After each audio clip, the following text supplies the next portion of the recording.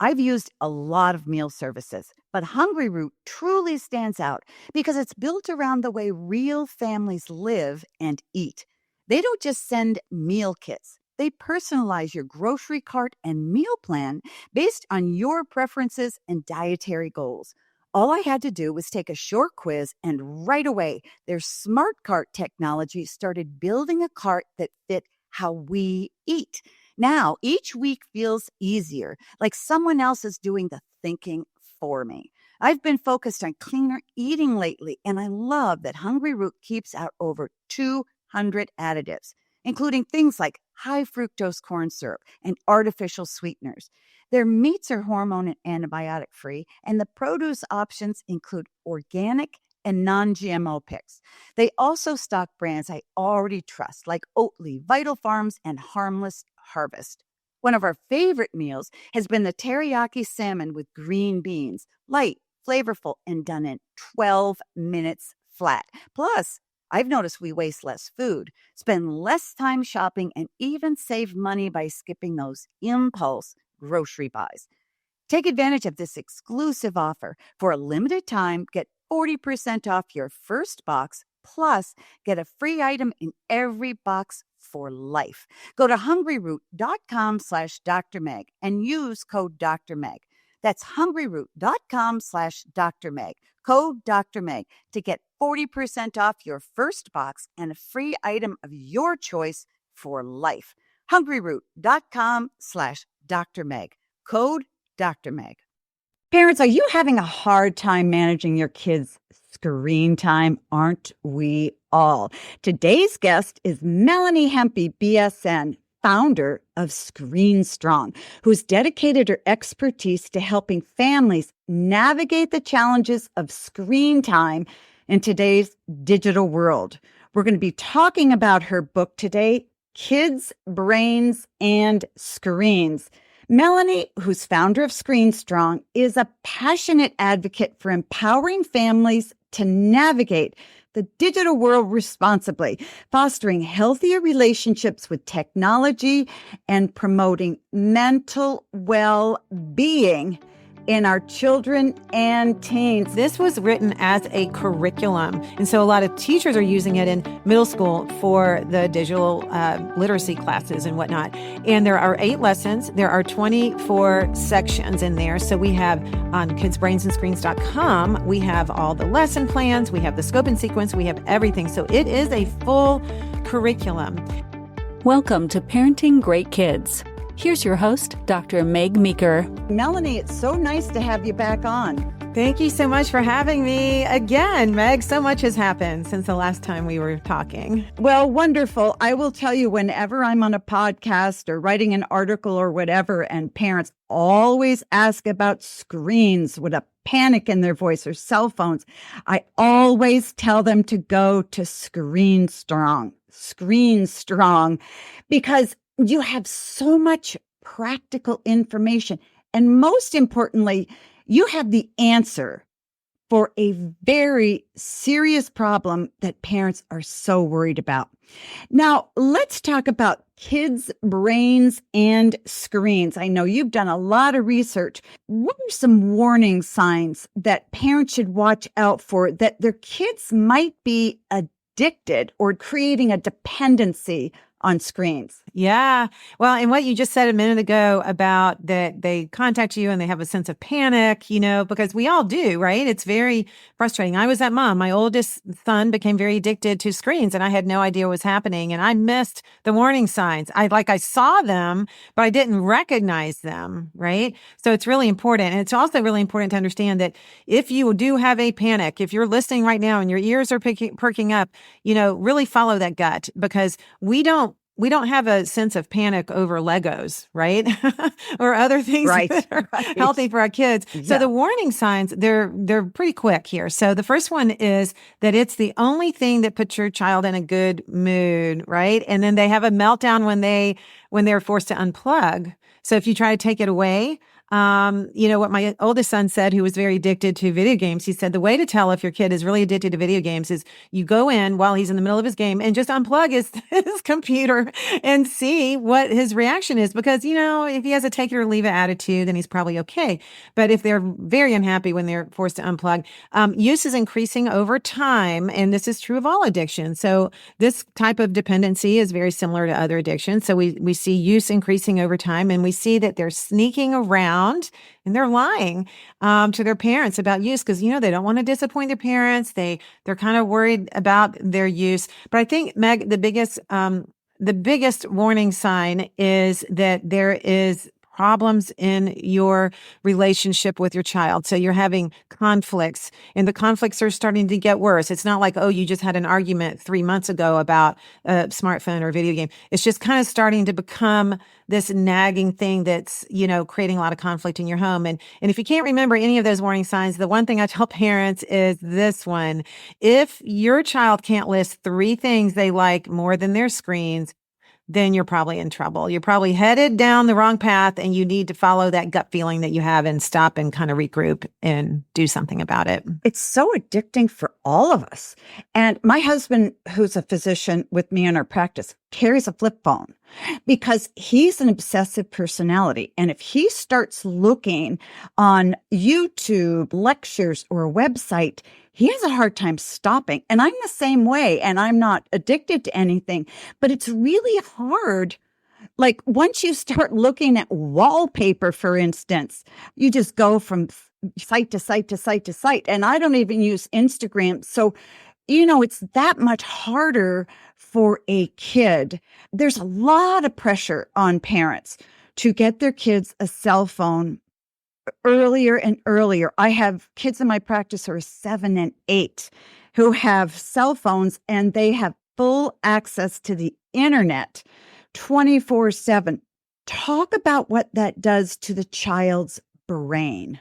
Right. This is such a big mistake that I made. And of course, many parents today are making this mistake. And what they don't understand is just some of the medical science behind it, which is why we put this book out even for kids to understand it. But the thing that is happening is the dopamine addiction reward pathway, right? So a lot about this being a physician. You understand what dopamine is. And I read recently that video games, for example, and smartphones are right up there, fall between nicotine and cocaine, and the amount of dopamine, right, that's released in a child's brain and in our brain. Honestly, we are all, victims, I guess, in a way, to what these screens are doing. But we don't have to be victims at all. So what's happening with your child's brain, it's really important to understand that this area of their brain, the middle part of their brain, is being stimulated over and over and over. Now, as an adult, we have the frontal cortex part of our brain that's fully intact, and we can put it down, even though it's really hard. But for a child, their frontal cortex is not connected fully, and we know that doesn't happen until around the mid-20s. So we're not saying that your child has to wait till they're 27 or 25 to get a phone, but what we're saying is any time during the early years, the tween years, puberty, and even up to 18, it's not a good idea for a child to have this type of stimulation in their pocket 24 hours a day when, like you said, even your husband has a flip phone. That is all kids need. Kids do not need to be connected to the internet. And always remind parents, they have their laptops at school. They can do everything they need there. Access is the key, Meg, when it comes to addictive things, right? The easier the access, the harder it is to not be addicted and not fall into that dependency. And so, Meg, a lot of parents tell me, well, don't they have to have it so they can just learn to use it and learn to resist? And it's like, no, this is not based in science at all. Because we know if you have a really super bad habit, the best thing to do is remove access to that thing, right, that's causing your bad habit, and to remove the trigger. And so you cannot build willpower by giving your kid a phone and telling them, well, it's going to be here forever. They're going to have to learn how to use it. What you end up doing is you're activating that dopamine addiction gratification reward pathway in a very immature stage of their development and during a time when their brain is so susceptible to so many things. And what it does, Meg, that I'm so concerned about and what we see with all the thousands of families that come through is that one addiction leads to another. And so we know 90% of all adult addictions start in the teenage years. And I'm so concerned that now we're creating this whole generation of little mini addicts, right? And so once they get tired of their social media or their games, they're going to go to the next addictive thing, which is drugs, alcohol, porn, all those things. So we need to protect our kids' brains. It really is about their brains. It absolutely is. My daughter has a 10-year-old. And of course, she doesn't have a cell phone. But my daughter was saying something very interesting. They're starting a group of mothers in their school in a program called Wait Till 8th grade, to give your kids a phone. And I said, honey, it's wait till 18. But anyway, she said, we're a generation of parents who know what it's like to grow up without a phone and how enjoyable that was. And now we use our phones, and all mothers have agreed that once we get off social media or using our phones, we just feel blech. We just don't feel good. But when we're not on our phones doing something, we feel so good. So we can teach that to our kids. Why do so many parents have so difficult a time not giving their kids a phone? Because 90% of the parents out there know it's not good for their kids. Why aren't they saying no to their kids? Well, interesting you are just asking me this question because I just wrote 10 reasons why parents can't say no on our Be Screen Strong Substack. So it's all written there for you. As far as 8th grade, I just want to say that is the worst age for a child to have a phone. Your child absolutely will start doing things in 8th, 9th, 10th grade that they wouldn't do in lower school. So if you had like a dartboard, I mean, that's the center of the worst time. And so your daughter should actually start a Screen Strong group in her school.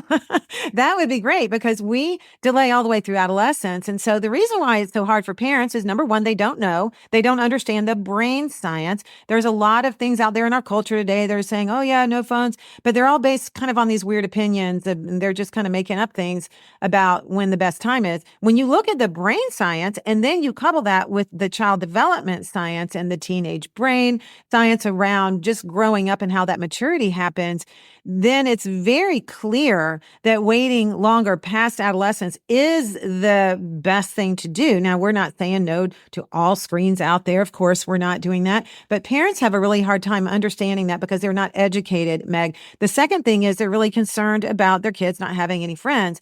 And what you will find when your kid doesn't have a smartphone, they will have more friends because they are actually making friends the right way, in person, the healthy way. And if they're in trouble, if they're teenagers and have a flat tire one day, their friends will really come help them. But if all their friends are on social media, crickets whenever you really need help, right? So they don't have the friendships. The other thing is that they're very concerned that their kids are going to be mad at them or that their kids are just going to get behind with technology somehow.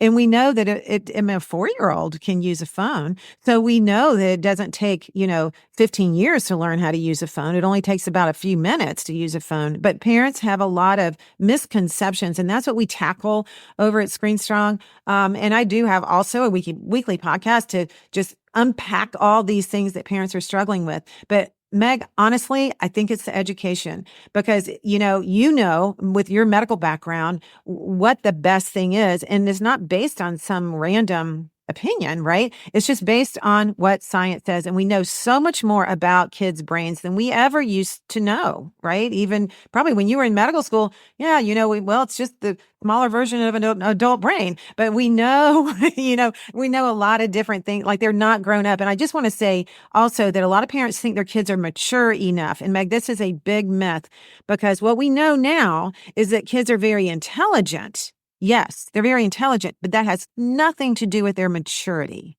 Those are two very different things. And we have blind spots as parents, and we think that our genetics are passing down our values to our kids, and values are not genetic. And so we just think, oh, my kid would never do these things. And we think conversations are going to work, and conversations are wonderful, but they do not work. And then we think that we can lock down our iPhone. Well, first of all, why are we trying to lock it down? Why don't we just give them a flip phone? Because parental controls don't work. And I believe one of the gals at the Wall Street Journal just wrote, she says, I'm never writing another article about parental controls because they don't work. So yeah, so you just have to get educated, and then you need community because, Meg, they don't have a community. And that's why Screen Strong is here. And we're providing this incredible community for parents to say, you know what, we're not going to do this all the way through high school, and our kids are going to thrive. And now, Meg, since the last time you and I even talked, we have so many testimonies from kids that are kind of graduating from the Screen Strong program, and they're going to college, and they are awesome. They are doing fine. They didn't miss a beat. In fact, they're the leaders in their community because they're learning how to actually be with people and lead. We have such a serious mental health crisis in kids across the country, particularly since COVID. And a lot of it's because of isolation and feeling disconnected to people. And I think that a lot of parents see that their kids are on their phones and they're texting so that they're creating strong connections, but they're not. And nothing replaces healthy interaction face to face or on a phone talking to kids.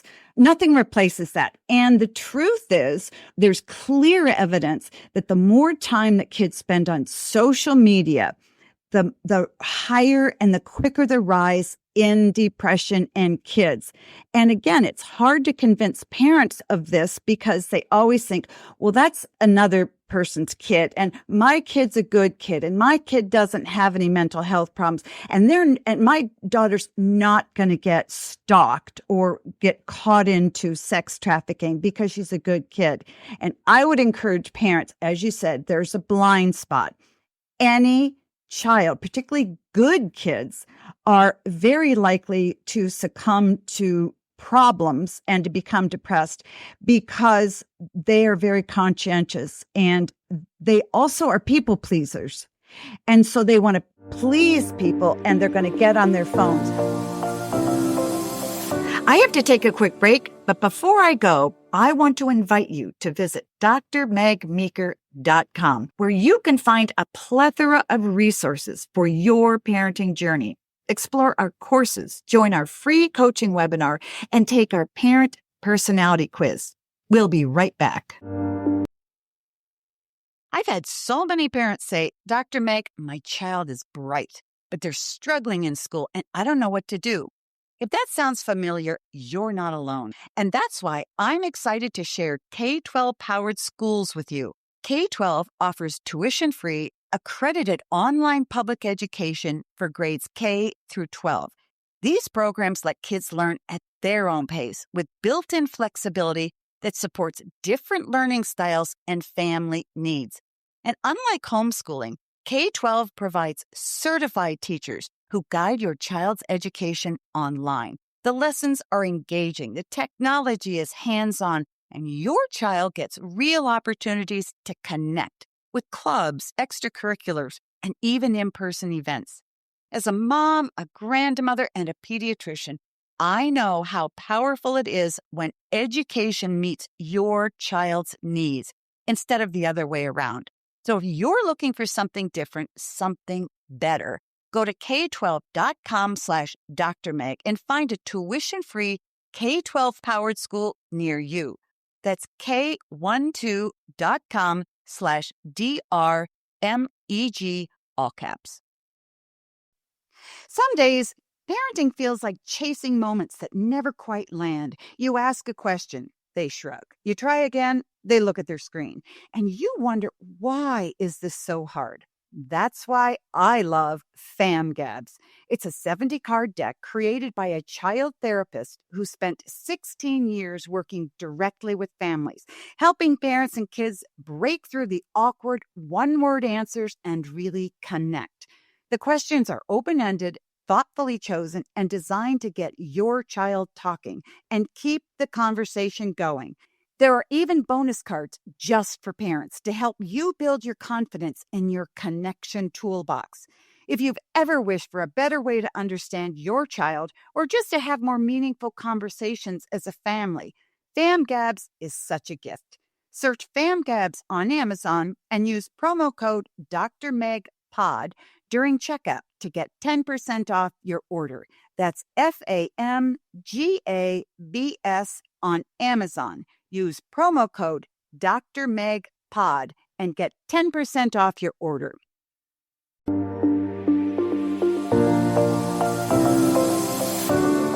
You have a new book, Kids, Brains, and Screens. So let's talk about that. This is a workbook for kids, and you have is it 7 or 8 chapters in there where you invite kids to learn what's happening to their brains and then answer questions about it.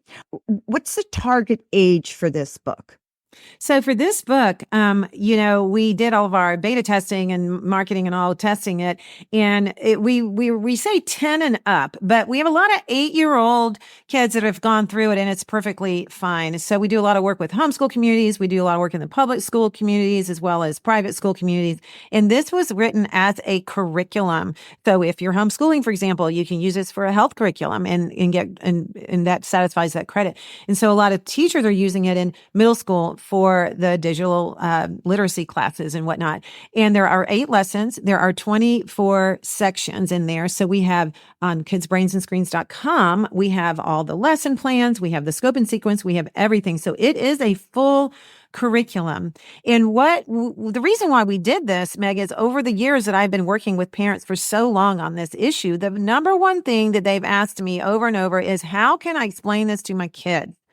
So what you're getting here with this particular piece, this is not just a whim where we just said, oh, here's some things.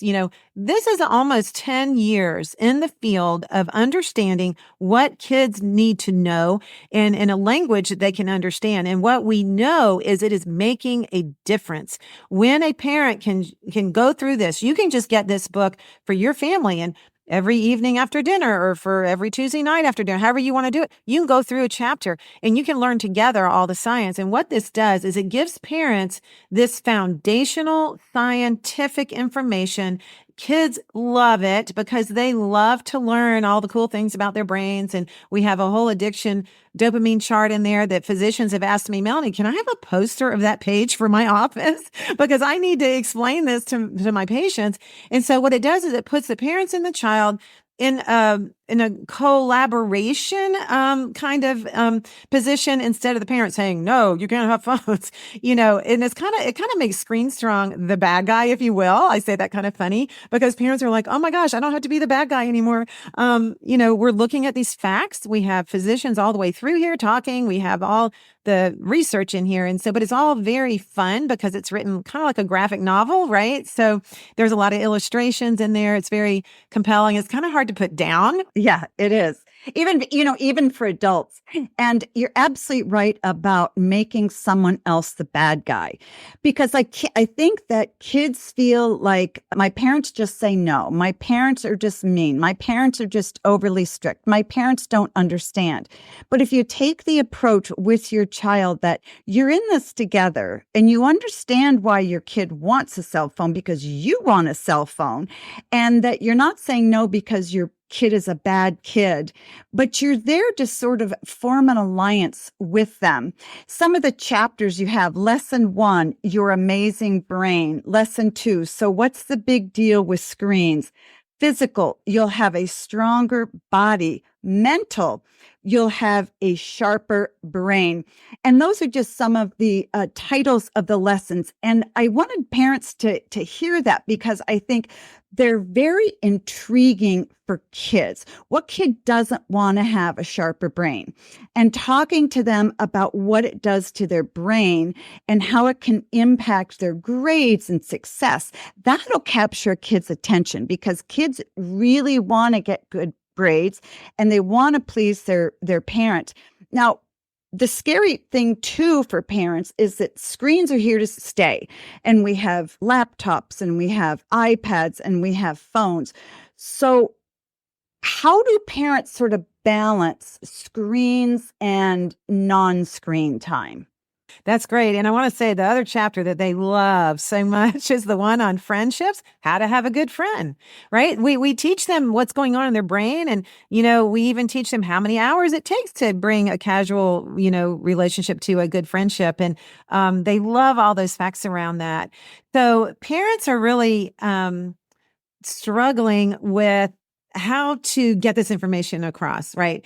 And they know, and like you said, there's so many screens, right? They have the school screen, they got the TV, they got the phones, they got the parents' phones, they have the iPads all around the house. So what you want to do, first of all, there's one little tip that really helps parents. And this is the bigger the screen, the better. Okay. So if you want to watch a football game or baseball, or you want to watch a family movie night, that's great. We put it on the big screen in the den and we're good to go. As the screens get smaller, the dangers go up because of time and content. Those are the two things. If you can remember, time and content, everything falls under those two categories. So first of all, even if your child was not doing anything negative on a screen, they are wasting time. We know that kids have to be moving a lot. They have to be outside. They have to get way more exercise than we think. We don't understand how that affects their brain development either. And I explain it in this book to the kids and say, look, when you move, your brain is growing. And so that helps. But time wasted on screen is time taken away from time with parents, time reading a good book, time riding their bike with friends, time being with friends, time just doing nothing, which is better than scrolling social media. So we know that content is the next thing. So when you look at all the screens in your house, you have to figure out what content is on what screen. Well, on your big screen in the den, it is highly unlikely that your kids are going to go in there and start poking around and find, pornography or something, right? Because it's like embarrassing. So they're going to do that more on a smaller screen. That's why 89% now of all porn material is viewed on a smartphone. This is directly from Pornhub. That is where their product is being delivered, on a smartphone. So iPads are the same. Parents don't understand that iPads are the same as smartphones. All right. They are still connected to Wi-Fi. They still get on the internet. So I cannot stand iPads because so many parents think that, oh, this is for toddlers. No, it is not. You do not need iPads in your house. The laptop, sure, your kid needs a laptop for school. Meg, we have never had a group of kids have to go to counseling because they're addicted to Excel spreadsheets or typing essays, right?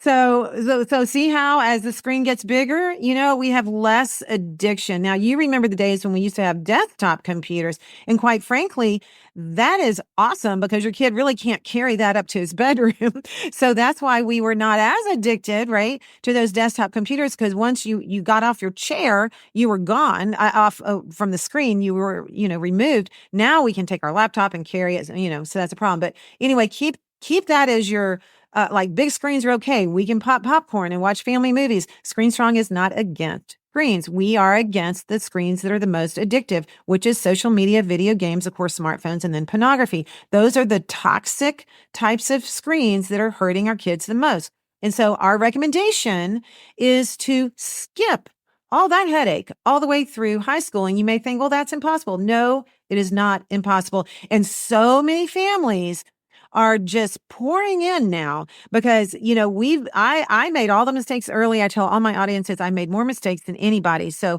if you want to listen to my mistakes and to, and not do, I will detour you around. I will show you how. And it is so much easier to be a Screen Strong family than it is to try to manage all this stuff. Your kids are going to be fine. They are going to learn how to resolve conflicts in person in real life. They're going to learn how to have friends in real life. They're going to learn how to be mentally healthy by actually having more contact with you, the parent. They're not going to be behind. They're going to be way ahead. And especially when you teach your kids how to be bold and how to stand up. And Meg, we call it the coach kind of player approach. And we tell parents, take your parent hat off. All right. And all those emotions and just put them on the table somewhere. And you want to put a coach's hat on and you want to start treating your family like a team. Just like you said. And what does a good coach do when their team is in trouble, right? They don't just cry and get nervous. They go back to the basics. They start working on core exercises again. They learn how to swing the bat again. They go back to the basics and they get a new game plan. So if it is not working, if you're just striking out every day, you've got to stop and regroup, and you tell your team, guys, we're sorry. We made a mistake. You know what? But we're going to recover, and we're going to try this new game plan. And this is what we're going to do. And we have a 30-day detox you can get straight on our site. It's for free in our Connect group.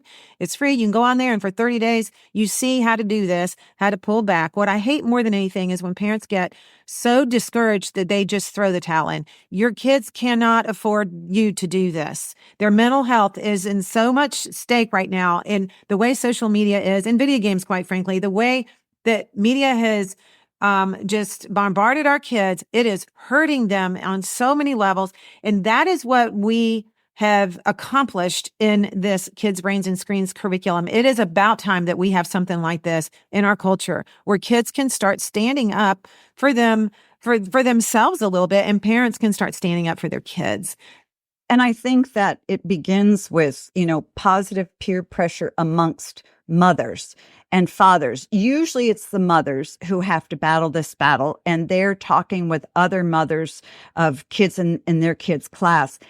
And I really believe that once you get a core group, it doesn't have to be a big group of mothers in a kid's class who say no to phones.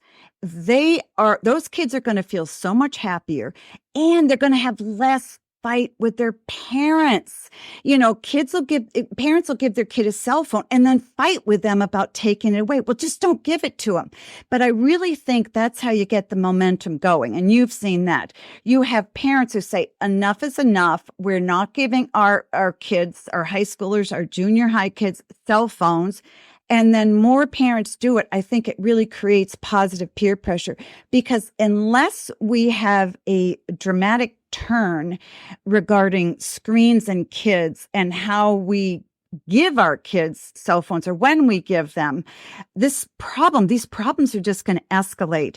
And so what I strongly encourage parents, almost beg them to do, is please, please, please, be strong. You're not being mean. You're being a great parent by refusing to allow screen time to rob your child and you of time together. We only have a few minutes left, but I want to go through a couple of points that you bring out. Screen time affects a child's social and emotional development. Screen time can interfere with learning. Screen time interferes with physical health, makes kids more obese. They can't sleep very well.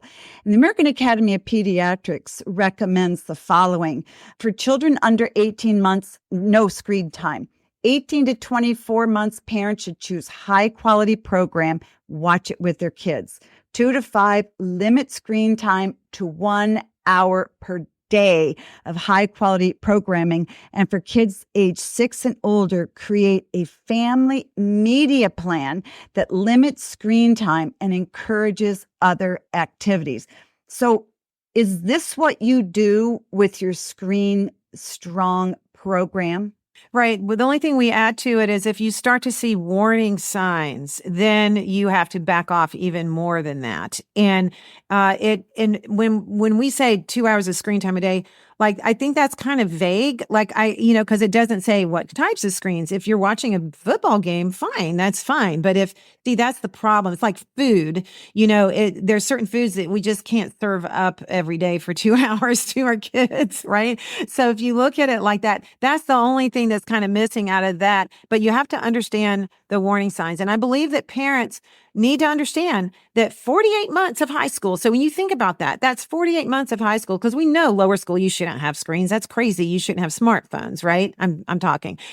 So 48 months of high school, that is not too long. I mean, that is such a short period of time for your kids to get an advantage, because they will have an advantage. And this is my message to parents. Your child will have a brain development advantage. They'll have a social media. They'll be more social. They'll have a social advantage. They'll have a relationship advantage with you. There's so many advantages. There are no risk for not having a smartphone, but there are so many risks for having it. And so the Connect group in our on our website, screenstrong.org. You go there and you sign up for Connect. It's free. That's where you find all your like-minded families. And we're getting it all broken down into, you can go find people in your own town. We have an interactive map that it's all over the world. We have over 120 ambassadors, Meg, all over the world that will come to your school and they will do a presentation for you. But you are exactly right. You have to go find your tribe. You have to go find even 3 or 4 families. You don't have to go find 100 families, right? And then those are the people and those are the kids that your kids play with, and they grow up being screen strong together. And then you blink, and before you know it, they're in college, and sure, they can get a smartphone. It's fine. They're not going to use it. They're not going to use it like they're not going to binge and go crazy over it, right? We know that kids who grow up, playing video games, those are the ones that are most at risk for binging when they go to college, not the kids who never really play video games or on smartphones that much. They're not going to binge on that because they learn how to do life different. And that is the biggest myth that parents have. So we're not saying that there's no screens in your house. That's not what we're saying. But you have to get very diligent. And what you will find is when you take these toxic screens and just get rid of them for now, hit that pause button. That's why our logo is a big pause button. When you hit that pause button, it is so much easier. I think parents are scared and they think it's going to be hard. It is not hard. It is so much easier because you're not yelling at your kids all the time and fussing and setting the kitchen timer and everybody's arguing about, well, he had 5 minutes more than I did yesterday and I need this and that. So whenever and we don't have to set timers and limit things that are good for our kids. So keep thinking about that. And if you're a young mom out there who you're home and you're thinking, oh gosh, I can't even take a shower without the iPad. Yes, you can. Yes, Meg and I both did raising our kids. Yes, you can. Yeah, we did. We did. I think that as parents, we need to think about that. When your kids are 25, do you want them to look back on their life saying, Mom, what were you thinking? Or thank you so much, Mom. I really appreciate that because we have to think about the future. Melanie, I'm so grateful that you came on. Your book is Kids, Brains, and Screens, and your organization is Screen Strong. Tell me how people can connect with you. I know that you have free programs for them. And I just want to tell everybody that you have everything that a parent or kid can need to manage this really, really tricky problem that gives parents a lot of angst. So tell us where parents can find you. We have the secret, Meg. We have the secret, and so many people think it's so complicated, and it's not. So you can go to screenstrong.org. You can email us at team@screenstrong.org. And then our weekly podcast, we have parents on there talking about, hey, I did this and it worked and whatnot. That is Screen Strong Families. And we also have our Be Screen Strong Substack that is brand new. And that's where we're putting a lot of our really good content on there. So you don't have to go to the website and read everything. Our website has a ton of research. It has all the things on there that you need. Also, if you're interested in being an ambassador for Screen Strong, if you're a mom who's like, yeah, I want to make a difference in my community, you can sign up for that and be trained. And then we give you an actual slide deck that has the science in it. So you don't have to create anything. You just learn how to give this message to your community. So those are some ways, like I said, the Connect group in our screenstrong.org website is fabulous. It's a forum. It's like social media, but it's not social media. It's right on our website. And you can connect with other parents. And parents are in there every single day asking questions. I have a 6-year-old. What do I do about this? What do I do when my 8-year-old actually their best friend got a phone? What do I do? We will get in there, and we have physicians in there that help with the harder questions and the things. And we also have a Connect Plus that's our subscription, and that's where we have more content that's more video content for people. But we've got you covered. We've got your back. And I'm just so happy to be on your show. And I'm so happy that more and more people get to find out about Screen Strong because it's really working. And we're so excited about the work and especially this new book. Well, and I thank you for the work you do because so many times people write books, how bad social media is, how bad the video games, they don't give you any. Yes. And that's what's really frustrating for parents. Like, okay, you scared now me what to do I death. do? Now what do I do? But Screen Strong has the answer. And that's why even if you don't have small kids, maybe you have grandchildren or you have a niece or a nephew, go to Screen Strong educate yourself, and then grab some tools that you can use to have a huge impact on kids around you, because it really does work, and it's not as hard as you think it is. Yes.